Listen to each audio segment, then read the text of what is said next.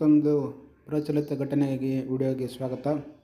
ಈಗಾಗಲೇ ಪೊಲೀಸ್ ಪರೀಕ್ಷೆ ಶೀಘ್ರದಲ್ಲಿ ಇರುವ ಕಾರಣದಿಂದಾಗಿ ಪ್ರಚಲಿತ ಘಟನೆ ಅತ್ಯಂತ ಪ್ರಮುಖವಾದ ವಿಷಯವಾಗಿರೋದ್ರಿಂದ ದಿನನಿತ್ಯದ ಪ್ರಚಲಿತ ಘಟನೆಗಳನ್ನು ನಮ್ಮ ಯೂಟ್ಯೂಬ್ ಚಾನಲಲ್ಲಿ ಫ್ರೀಯಾಗಿ ಮಾಡಿಕೊಡ್ತಾ ಇದ್ದೀನಿ ಹಾಗೂ ನಿಮಗೆ PDF ಸಹ ಫ್ರೀಯಾಗಿ ಅವೈಲೇಬಲ್ ಇರ್ತೈತಿ. ಆ ಲಿಂಕನ್ನು ನಿಮಗೆ ಕೆಳಗಡೆ ಕೊಟ್ಟಿರ್ತೀನಿ, ಟೆಲಿಗ್ರಾಮ್ ಚಾನಲನ್ನು. ಅಲ್ಲಿ ಕ್ಲಿಕ್ ಮಾಡಿದ್ರೆ ನೀವು ಆ PDF ಡೌನ್ಲೋಡ್ ಮಾಡಿಕೊಂಡು ಅಧ್ಯಯನವನ್ನು ಮಾಡ್ಬೋದು. ಪ್ರತಿನಿತ್ಯ ಪ್ರಚಲಿತ ಘಟನೆ ಅತ್ಯಂತ ಇಂಪಾರ್ಟೆಂಟ್ ಆಗಿರ್ತದೆ. ಯಾಕೆ ಸುಮಾರು ಪ್ರಚಲಿತ ಘಟನೆಗಳ ಮೇಲೆ, ಕರೆಂಟ್ ಅಫೇರ್ಸ್ ಮೇಲೆ 10 ರಿಂದ 15 ಕ್ವೆಶನ್ ಬರ್ತವೆ KE ಡಿಪಾರ್ಟ್ಮೆಂಟಿಂದ. ಈ ಸಲ KEದವರು ಎಕ್ಸಾಮ್ ನಡೆಸಾಕತ್ತಾರೆ ಪೊಲೀಸ್ ಡಿಪಾರ್ಟ್ಮೆಂಟನ್ನು. ಆ ಕಾರಣಕ್ಕಾಗಿ KEದವರು 10 ರಿಂದ 15 ಪ್ರಚಲಿತ ಘಟನೆಗಳನ್ನು ಕ್ವೆಶನನ್ನು ತೆಗೆದುಕೊಂಡು ಬಂದಿರ್ತಾನೆ. ಆ ಕಾರಣಕ್ಕಾಗಿ ನಾವು ದಿನನಿತ್ಯ ಡೈಲಿ ಕರೆಂಟ್ ಅಫೇರ್ಸ್ನ ಮಾಡಿಕೊಡ್ತೇವೆ. ಇದು PC to DC ಹೆಲ್ಪ್ ಆಗೋದು. ಅಂದ್ರೆ PC ಇಂದ UPSC ವಿದ್ಯಾರ್ಥಿಗಳು ಏನು ಹೋಗ್ತಾ ಇದ್ದಾರಲ್ಲ ಅವ್ರಿಗೆ ಸಂಪೂರ್ಣವಾಗಿ ಕರೆಂಟ್ ಅಫೇರ್ಸನ್ನು ಕವರ್ ಮಾಡಿಕೊಡ್ತಾಯಿದ್ದೀನಿ. ಆ ಕಾರಣಕ್ಕಾಗಿ ಯಾರೂ ಇನ್ನೂ ಸಬ್ಸ್ಕ್ರೈಬ್ ಮಾಡಿಕೊಂಡಿಲ್ಲ ಅಂದ್ರೆ ಸಬ್ಸ್ಕ್ರೈಬ್ ಮಾಡ್ಕೊಳ್ಳಿ, ನಿಮ್ಮ ಫ್ರೆಂಡ್ಸ್ಗೆ ಶೇರ್ ಮಾಡಿ. ಈ PDF ನಿಮಗೆ ಉಚಿತವಾಗಿ ಪಡೆದುಕೊಳ್ಬೋದು. ಇವತ್ತು ನಾವು ದಿನನಿತ್ಯದ ವಿಡಿಯೋನ ನಾವು ಮಾಡಿಕೊಡ್ತಾ ಇದ್ದೀವಿ. ಈಗಾಗಲೇ FIFA ವರ್ಲ್ಡ್ ಕಪ್ ಏನು ಅತ್ಯಂತ ಪ್ರಚಲಿತದಂಥ FIFA ವರ್ಲ್ಡ್ ಕಪ್ ಬಗ್ಗೆ ವಿಡಿಯೋನ ಮಾಡಿ ಹಾಕಿದ್ದೀನಿ. ಯಾರು ನೋಡಲಿಲ್ಲ ಅಂದ್ರೆ ನೋಡ್ಕೋಬೋದು. PDF ನನ್ನ ಟೆಲಿಗ್ರಾಮ್ ಚಾನಲ್ ಅಂತ SS ಅಕಾಡೆಮಿ ಲಭ್ಯ ಐತಿ. ನೀವು ಅಲ್ಲಿ ಡೌನ್ಲೋಡ್ ಮಾಡ್ಕೊಂಡು ಅಧ್ಯಯನ ಸಹ ಮಾಡ್ಬೋದು. ಹಾಗಾದ್ರೆ ಈ ದಿನ ನಾವು ಪ್ರಚಲಿತ ಘಟನೆ ಏನೆಲ್ಲ ಆಯಿತು ಅಂತೇಳಿ, ಯಾವೆಲ್ಲ ಪ್ರಶ್ನೆಗಳು ನಮ್ಮ ಎಕ್ಸಾಮಲ್ಲಿ ಬರ್ಬೋದು, ಯಾವೆಲ್ಲ ಪರೀಕ್ಷೆಗಳು. ಇತ್ತೀಚೆಗೆ ಒಂದು ವರದಿಯನ್ನು ಬಿಡುಗಡೆ ಮಾಡ್ತಾರೆ. ಜಾಗತಿಕ ಹೂಡಿಕೆಯ ಅಪಾಯ ಅಥವಾ ಸ್ಥೈರ್ಯ ಸೂಚ್ಯಂಕ. ಇತ್ತೀಚೆಗೆ ಜಾಗತಿಕ ಹೂಡಿಕೆ ಮತ್ತು ಅಪಾಯ ಮತ್ತು ಸ್ಥೈರ್ಯ ಸೂಚ್ಯಂಕ, ಇದನ್ನು ಇಂಗ್ಲೀಷ್ನಾಗ global investment risk and resilience index ಅಂತೇಳಿ ಕರಿತೀವಿ. Global investment risk and resilience index ಅಂತೇಳಿ ಕರಿತೀವಿ. ಇದನ್ನು ಕನ್ನಡದಲ್ಲಿ ಜಾಗತಿಕ ಹೂಡಿಕೆ ಅಪಾಯ ಮತ್ತು ಸ್ಥೈರ್ಯ ಸೂಚ್ಯಂಕ. ಈ ವರದಿಯ ಮೇಲೆ ನಮಗೆ ಎಕ್ಸಾಮಲ್ಲಿ ಪ್ರಶ್ನೆ 1 ಬರ್ಬೋದು ಅಥವಾ 2 ಬರ್ಬೋದು, ಇದರ ಇತಿಹಾಸದ ಮೇಲೆ. ಅದಕ್ಕೆ ಇದರ ಮೇಲೆ ಪ್ರಚಲಿತ ಘಟನೆ ಐತಿದ್ದಾರೆ. ಆ ಕಾರಣಕ್ಕೆ ಕಂಪಲ್ಸರಿ ಬರ್ಬೋದು. ಹೇಗೆ ಬರ್ಬೋದು, ಏನು ಕೇಳ್ತಾನೆ, ಈ ವರದಿ ಪ್ರಕಾರ ಭಾರತದ ಸ್ಥಾನ ಎಷ್ಟು? ಭಾರತದ ಸ್ಥಾನ 104ನೇ ಸ್ಥಾನ. ಜಾಗತಿಕ ಹೂಡಿಕೆ ಅಪಾಯ ಸೂಚ್ಯಂಕದಲ್ಲಿ ಭಾರತದ ಸ್ಥಾನ ಎಷ್ಟು ಅಂತ ಕೇಳಿದಾಗ 104ನೇ ಸ್ಥಾನ. ಗಳಿಸಿದ ಅಂಕಗಳು ಎಷ್ಟು ಅಂದ್ರೆ 54.42. ಅಂದ್ರೆ 100ಕ್ಕೆ ಎಷ್ಟು ಅಂಕ ಗಳಿಸಿತಪ್ಪ ಅಂದ್ರೆ 54.42 ಗಳಿಸೈತಿ. ಈ ವರದಿಯನ್ನು ಯಾರು ಪ್ರಕಟಿಸ್ತಾರೆ, ಯಾವ ಸಂಸ್ಥೆ ಪ್ರಕಟಿಸುತ್ತೆ ಅಂತೇಳಿ ಎಕ್ಸಾಮ್ ಕೇಳಿದಾಗ ಹೆನ್ಲಿ ಮತ್ತು ಪಾಲುದಾರರು ಮತ್ತು ಅಲ್ಫೋಜಿಯನ್ ಸಂಸ್ಥೆ ಜಂಟಿಯಾಗಿ ಬಿಡುಗಡೆ ಮಾಡುತ್ತವೆ. ಹೆನ್ಲಿ ಮತ್ತು ಅದರ ಪಾಲುದಾರರು ಹಾಗೂ ಅಲ್ಫೋಜಿಯೋ ಸಂಸ್ಥೆ ಜಂಟಿಯಾಗಿ ಈ ವರದಿಯನ್ನು ಬಿಡುಗಡೆ ಮಾಡ್ತಾರೆ. ನಿಮ್ಗೆ ಕೇಳ್ತಾನೆ, ಜಾಗತಿಕ ಹೂಡಿಕೆಯ ಅಪಾಯ ಮತ್ತು ಸ್ಥೈರ್ಯ ಸೂಚ್ಯಂಕವನ್ನು ಯಾವ ಸಂಸ್ಥೆ ಬಿಡುಗಡೆ ಮಾಡುತ್ತದೆ? ಹೆನ್ಲಿ ಮತ್ತು ಪಾಲುದಾರರು ಹಾಗೂ ಅಲ್ಫಾಜಿ ಸಂಸ್ಥೆ ಈ ವರದಿಯನ್ನು ಬಿಡುಗಡೆ ಮಾಡ್ತಾವೆ. ಮತ್ತು ಈ ಏನು ಭಾರತದ 104ನೇ ಸ್ಥಾನ ಅಂತಿಲ್ಲ, ಪ್ರಥಮ ಸ್ಥಾನ ಯಾವುದು ಅಂದರೆ ಸ್ವಿಟ್ಜರ್ಲ್ಯಾಂಡ್. ಪ್ರಥಮ ಸ್ಥಾನ ಯಾವುದು? ಸ್ವಿಟ್ಜರ್ಲ್ಯಾಂಡ್. ಹೀಗೂ ಕೇಳ್ಬೋದು. ಏನಂತ, ಜಾಗತಿಕ ಹೂಡಿಕೆ ಅಪಾಯ ಸೂಚ್ಯಂಕ ಮತ್ತು ಸ್ಥೈರ್ಯ ಸೂಚ್ಯಂಕದಲ್ಲಿ ಪ್ರಥಮ ಸ್ಥಾನ ಪಡೆದ ದೇಶ ಯಾವುದು? ಸ್ವಿಟ್ಜರ್ಲ್ಯಾಂಡ್. ನೆನಪಿರಲಿ, ಭಾರತದ ಸ್ಥಾನ 4ನೇ ಸ್ಥಾನ. ನೆಕ್ಸ್ಟ್, ಏಷ್ಯಾ ಖಂಡವಾರು ಏಷ್ಯಾ ವಲಯದಲ್ಲಿ ಸಿಂಗಾಪುರ್ ಮಾತ್ರ ಟಾಪ್ 10 ಐತಿ. ಅದು 4ನೇ ಸ್ಥಾನದಲ್ಲಿ ಐತಿ. ಟಾಪ್ 10ರಲ್ಲಿ 4ನೇ ಸ್ಥಾನ ಐತಿ ಜಾಗತಿಕ ಹೂಡಿಕೆ ಅಪಾಯ ಮತ್ತು ಸ್ಥೈರ್ಯ ಸೂಚ್ಯಂಕ. ಏನಿದು? ಇದಕ್ಕಾಗಿ ಈ ವರದಿಯೇ ಏನೇನು ವಿಷಯಗಳನ್ನು ಒಳಗೊಂಡಿರ್ತೈತಿ? ಇದರಲ್ಲಿ ರಾಜಕೀಯ, ಕಾನೂನು ವ್ಯವಸ್ಥೆ, ಹವಾಮಾನ ವೈಪರೀತ್ಯ ಮತ್ತು ಅಪಾಯಗಳು, ಹೆಚ್ಚುತ್ತಿರುವ ಹೂಡಿಕೆ ಮತ್ತು ಸುರಕ್ಷತೆ ಸೂಚ್ಯಂಕದ ಹಿನ್ನಡೆಯ ಪ್ರಮುಖ ಕಾರಣವಾಗೈತಿ. ಭಾರತಕ್ಕೆ ಹಿನ್ನಡೆಯ ಕಾರಣನು ಭಾರತದಲ್ಲಿರುವಂಥ ರಾಜಕೀಯ ವ್ಯವಸ್ಥೆ, ಕಾನೂನು ವ್ಯವಸ್ಥೆ ಮತ್ತು ಇಲ್ಲಿರುವಂಥ ಎನ್ವೈರ್ಮೆಂಟ್, ಹವಾಮಾನ ಮತ್ತು ಅಪಾಯಗಳಿಂದ ಹೂಡಿಕೆ ಪ್ರಮಾಣ. ಅಂದ್ರೆ ಇಲ್ಲಿ ರಾಜಕೀಯ ವ್ಯವಸ್ಥೆ ಸರಿಯಾಗಿ ಇಲ್ಲ, ಕಾನೂನು ವ್ಯವಸ್ಥೆ ಸರಿಯಾಗಿ ಕಾರ್ಯನಿರ್ವಹಿಸ್ತಾ ಇಲ್ಲ ಮತ್ತು ಹವಾಮಾನ ವ್ಯಾಪಾರ ಸಹ ಬದಲಾವಣೆ ಆಗುತ್ತಾ. ಈ ಕಾರಣಕ್ಕಾಗಿ ಭಾರತದಲ್ಲಿ ಹೂಡಿಕೆ ಮಾಡೋಕ್ಕೆ ಜನರು, ವಿದೇಶಿ ವ್ಯಕ್ತಿಗಳು ಏನು ಮಾಡ್ತಾರೆ, ಹಿಂಜರಿಕೆ ಮಾಡ್ತಾರೆ. ಆ ಕಾರಣಕ್ಕಾಗಿ ಭಾರತ 104ನೇ ಸ್ಥಾನದಾಗ ಐತಿ. ಇದು ಇಂಪಾರ್ಟೆಂಟ್, ಇದೊಂದು ಟಾಪಿಕ್ ಇಂಪಾರ್ಟೆಂಟ್. ಇದರ ಮೇಲೆ ಎಷ್ಟನೇ ಸ್ಥಾನದಲ್ಲಿ ಬರ್ಬೋದು, ಈ ಸಂಸ್ಥೆ ಯಾರು ಪ್ರಕಟಿಸ್ತಾನೆ ಅಂತ ಕೇಳ್ಬೋದು, ಪ್ರಥಮ ಸ್ಥಾನ ಯಾವುದು ಅಂತ ಕೇಳ್ಬೋದು, ಸಿಂಗಾಪುರದ ಎಷ್ಟನೇ ಸ್ಥಾನದಲ್ಲಿ ಅಂತ ಕೇಳ್ಬೋದು. ಇವೆಲ್ಲವೂ ಎಕ್ಸಾಮಲ್ಲಿ ಬರ್ಬೋದು. ಅದಕ್ಕೆ 360 ಡೇ ಕವರ್ ಮಾಡಿ ಕೊಡ್ತಾ ಇದ್ದೀನಿ ನಿಮಗೆ.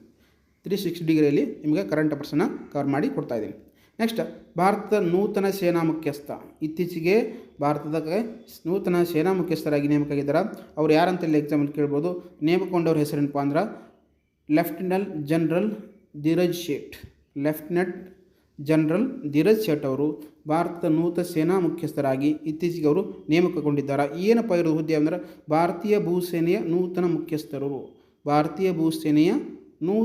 ಮುಖ್ಯಸ್ಥರು, ಚೀಫ್ ಆಫ್ ಆರ್ಮಿ ಸ್ಟಾಫ್ ಅಂತ ಕರಿತೀವಿ. ಭಾರತೀಯ ನೂತನ ಸೇನಾ ಮುಖ್ಯಸ್ಥರಾಗಿ ಯಾರು ಆಯ್ಕೆ ಅಂದರೆ ಲೆಫ್ಟಿನೆಂಟ್ ಜನರಲ್ ಧೀರಜ್ ಶೇಟ್ ಮತ್ತು ಇವರ ಹುದ್ದೆ ಏನಾಗಿತ್ತು ಅಂದರೆ ಭಾರತೀಯ ಭೂಸೇನೆಯ ನೂತನ ಮುಖ್ಯಸ್ಥರು, ಚೀಫ್ ಆರ್ಮಿ ಸ್ಟಾಫ್ ಅಂತ ಕರಿತೀವಿ. ಹಿಂದೆ ಯಾರಪ್ಪ ಅದಂದ್ರೆ ಜನರಲ್ ಉಪೇಂದ್ರ ದ್ವಿವೇದಿ ಅವರ ಸೇವಾವಧಿ ಮುಕ್ತಾಯಗೊಂಡ ಸರ್ವಿಸ್ ಮುಗಿದ ನಂತರ ಹಿನ್ನೆಲೆಯಲ್ಲಿ ಇವರನ್ನು ಆಯ್ಕೆ ಮಾಡ್ತಾರೆ. ನೆಕ್ಸ್ಟ್ ಧೀರಜ್ ಶೇಠ್ ಅವರು ಸೇನೆಯ ಪ್ರಮುಖ ಕಮಾಂಡ್ಗಳಲ್ಲಿ ದೀರ್ಘಕಾಲ ಕಾರ್ಯನಿರ್ವಹಿಸಿದ ಅನುಭವವನ್ನು ಇವರು ಪಡೆದುಕೊಂಡಿದ್ದಾರೆ. ಇದು ಸಹ ಇಂಪಾರ್ಟೆಂಟ್. ಯಾಕಂದ್ರೆ ಇದು ಆರ್ಮಿಗೆ ಸಂಬಂಧಪಟ್ಟಂಗೆ ಪೊಲೀಸ್ ಪರೀಕ್ಷೆಗಿರ್ಬೋದು ಅಥವಾ ಯಾವುದೇ ಪರೀಕ್ಷೆ ಇರಲಿ, ಈ ಮುಂದೆ ಬರುವಂಥ HSTR KE ಅದವರು ನಡೆಸುವಂಥ ಎಲ್ಲ ಸ್ಪರ್ಧಾತ್ಮಕ ಪರೀಕ್ಷೆಗಳಲ್ಲಿ ಇದು ಭಾಳ ಮುಖ್ಯ ಬರ್ತೈತೆ. ಇದು ಸಹ ನೀವು ನೆನಪಿಡಬೇಕು. ಮುಂದಿನ ಏನಾಗೈತೆ ಪ್ರಚಲಿತ ಘಟನೆ ಮತ್ತೊಂದು, ಕೇರಳ ಸರ್ಕಾರ ಮಿಷನ್ 2023 ಯೋಜನೆಯನ್ನು ಜಾರಿಗೆ ತಂದೈತಿ. ಏನಿದು ಮಿಷನ್ 23? ಯಾವ ರಾಜ್ಯ ಸರ್ಕಾರ ಜಾರಿಗೆ ಬಂತಂತ ಕೇಳ್ಬೋದು. ಮಿಷನ್ 2031 ಯೋಜನೆಯನ್ನು ಯಾವ ರಾಜ್ಯ ಸರ್ಕಾರ ಜಾರಿಗೆ ಬಂತು? ಕೇರಳ ರಾಜ್ಯ ಸರ್ಕಾರ ಈ ಯೋಜನೆಯನ್ನು ಜಾರಿಗೆ ತಂತು. ಇದರ ಉದ್ದೇಶ ಏನಾಗಿತ್ತು? ಯಾವ ಕಾರಣದಿಂದಾಗಿ ಈ ಮಿಷನ್ 2031 ಯೋಜನೆಯನ್ನು ಜಾರಿಗೆ ತಂದಾರ? ಇದರ ಉದ್ದೇಶ ಏನಾಗಿತ್ತು ಅಂದರೆ ರಾಜ್ಯವನ್ನು ಸಂಪೂರ್ಣ ಮಹಿಳಾ ಸ್ನೇಹಿಯನ್ನಾಗಿ ಮಾಡುವುದು. ರಾಜ್ಯವನ್ನು ಮಹಿಳಾ ಸ್ನೇಹವಾಗಿ ಸಂಪೂರ್ಣವಾಗಿ 2031 ಒಳಗೆ ಕೇರಳ ರಾಜ್ಯವನ್ನು ಸಂಪೂರ್ಣ ಮಹಿಳಾ ಸ್ನೇಹಮಯವಾಗಿ ಮಾಡುವುದು. ಏನು ಮಾಡ್ತಾರೆ? ಮಹಿಳೆಯರ ಸುರಕ್ಷತೆಗೆ ಹೆಚ್ಚು ಗಮನ ಕೊಡೋದು. ಸ್ನೇಹಮಯ ಅಂದ್ರೇನು? ಉದ್ಯೋಗ ಅವಕಾಶಕ್ಕೆ ಹೆಚ್ಚು ಕೊಡೋದು, ಉದ್ಯಮ ಘಟಕಗಳಿಗೆ ಪ್ರೋತ್ಸಾಹ ಕೊಡೋದು, ಸಾರ್ವಜನಿಕ ಸ್ಥಳಗಳಲ್ಲಿ ಮತ್ತು ಅಗತ್ಯ ಮೂಲಸೌಕರ್ಯಗಳನ್ನು ಗುರಿಯಾಗಿ ಹೆಲ್ಪ್ ಮಾಡೋಕ್ಕೆ ಸಹಾಯ ಕೊಡೋದು. ಇವೆಲ್ಲವೂ ಸಹ ಮಹಿಳಾ ಸ್ನೇಹಿ ರಾಜ್ಯನ್ನಾಗಿ ಮಾಡೋದು. ಅಂದರೆ ಮಹಿಳೆಯರ ಸುರಕ್ಷತೆ ಏನಿರಬೇಕು, ಯಾವಾಗಲೇ ಅವ್ರಿಗೆ ಯಾವುದೇ ರೀತಿ ಅಭದ್ರತೆ ಕಾಡಬಾರ್ದು, ಅವರಿಗೆ ಕೆಲಸಗಳು ಸಿಗ್ತಿರಬೇಕು, ಅವ್ರ ಬಿಸ್ನೆಸ್ ಸ್ಟಾರ್ಟ್ ಮಾಡೋಕ್ಕೆ ಪ್ರೋತ್ಸಾಹ ಧನವನ್ನು ಕೊಡ್ತಿರಬೇಕು. ಆ ಕಾರಣಕ್ಕಾಗಿ ಮಿಷನ್ನ 2031 ಯೋಜನೆಯನ್ನು ಕೇರಳ ರಾಜ್ಯ ಸರ್ಕಾರ ಜಾರಿಗೆ ತಂದೈತಿ. ನಿಮ್ಮ ಎಕ್ಸಾಮಲ್ಲಿ ಏನು ಕರ್ಬೋದು? ಮಿಷನ್ 2031 ಯಾವ ರಾಜ್ಯ ಸರ್ಕಾರ ಜಾರಿಗೆ ತಂತು ಮತ್ತು ಇದರ ಉದ್ದೇಶ ಏನಾಗಿತ್ತು? ಈ ಕಾರಣಕ್ಕಾಗಿ ನಿಮ್ಮ ಎಕ್ಸಾಮಲ್ಲಿ ಅತ್ಯಂತ ಪ್ರಮುಖವಾದಂಥ ಒಂದು ಪ್ರಶ್ನೆ ಇದೆ. ನೆಕ್ಸ್ಟ್, ಇತ್ತೀಚೆಗೆ ಹರಿಯಾಣದಲ್ಲಿ ಒಂದು ಹೊಸ ಜಿಲ್ಲೆಯನ್ನಾಗಿ ಘೋಷಣೆ ಮಾಡಿದ್ದಾರೆ. ಅದರ ಹೆಸರೇನಪ್ಪ ಅಂದ್ರೆ ಹೌಸಿ ಹೊಸ ಜಿಲ್ಲೆ. ಹರಿಯಾಣದ ಸರ್ಕಾರವು ಹೌಸಿ ಎಂಬುದು 23ನೇ ಅಧಿಕೃತ ಜಿಲ್ಲೆಯಾಗಿ ಘೋಷಣೆ ಮಾಡಿದ್ದಾರೆ. ಇಲ್ಲಿವರೆಗೆ ಹರಿಯಾಣದಲ್ಲಿ 22 ಜಿಲ್ಲೆಗಳದು. 23ನೇ ಜಿಲ್ಲೆಯಾಗಿ ಹೌಸಿಯನ್ನು ಘೋಷಣೆ ಮಾಡಿದ್ದಾರೆ. ಈ ಹಿಂದೆ ಏನಾಗಿತ್ತು ಅಂದರೆ ಹೌಸಿ ಯಾವ ಪ್ರಾಂತ್ಯಕ್ಕೆ ಸೇರಲ್ಪಟ್ಟಿತ್ತು ಅಂದರೆ ಹಿಸಾರ್ ಜಿಲ್ಲೆಯ ಪ್ರಮುಖ ಉಪಭಾಗವಾಗಿತ್ತು. ಆಡಳಿತಾತ್ಮಕ ಅನುಕೂಲಕ್ಕಾಗಿ ಮತ್ತು ಸುಲಭತೆಯ ನಿರ್ಧಾರದಿಂದಾಗಿ ಈ ಜಿಲ್ಲೆಯನ್ನು ವಿಲೀನಪಡಿಸ್ತಾರೆ. ಹೆಂಗೆ ನಮ್ಮ ಬಳ್ಳಾರಿಯನ್ನು ವಿಭಜಿಸಿಪಡಿಸಿ ವಿಜಯನಗರ ಎಂಬುದು ಮಾಡಿದ್ರಲ್ಲ ಕರ್ನಾಟಕದಲ್ಲಿ, ಹಾಗೆ ಹರಿಯಾಣದಲ್ಲಿ ಹಿಸಾರ್ ಜಿಲ್ಲೆಯ ಪ್ರಮುಖ ಭಾಗವಾಗಿದ್ದಂಥ ಹೌಸಿಯನ್ನು ವಿಭಜಿಸಿಪಡಿಸಿ 23ನೇ ಜಿಲ್ಲೆಯನ್ನಾಗಿ ಘೋಷಣೆ ಮಾಡಿತು. ನಿಮ್ಮ ಎಕ್ಸಾಮಲ್ಲಿ ಕೇಳ್ತಾನೆ, ಇತ್ತೀಚೆಗೆ ಯಾವ ರಾಜ್ಯ ಸರ್ಕಾರವು ಹೌಸಿಯ ನಗರವನ್ನು ಜಿಲ್ಲೆಯನ್ನಾಗಿ ಘೋಷಣೆ ಮಾಡಲಾಗಿದೆ ಅಂತ ಕೇಳ್ಬೋದು? ಹರಿಯಾಣ ರಾಜ್ಯ ಸರ್ಕಾರ, ನೆನಪಿರಲಿ. ನೆಕ್ಸ್ಟ್ ಮುಂದಿನಾಗಿತ್ತು ಪ್ರಸ್ತುತ ಸುದ್ದಿಯಲ್ಲಿ ಸಿಂಗಲ್ ಪೇರೆಂಟ್ಸ್ ಚೈಲ್ಡ್ ವಿಶೇಷ ಕೋಟಾ ಪ್ರಸ್ತಾವ. ಅಂದ್ರೆ ಇದು ಯಾವ ರಾಜ್ಯ ಸರ್ಕಾರ ಜಾರಿಗೆ ತಂತಪ್ಪ ಅಂದ್ರೆ ಇದನ್ನು ಮಹಾರಾಷ್ಟ್ರ ಸರ್ಕಾರ ಪ್ರಸ್ತಾವನೆಯಲ್ಲಿ ಐತಿ. ಏನೈತಿ ಉದ್ದೇಶನು?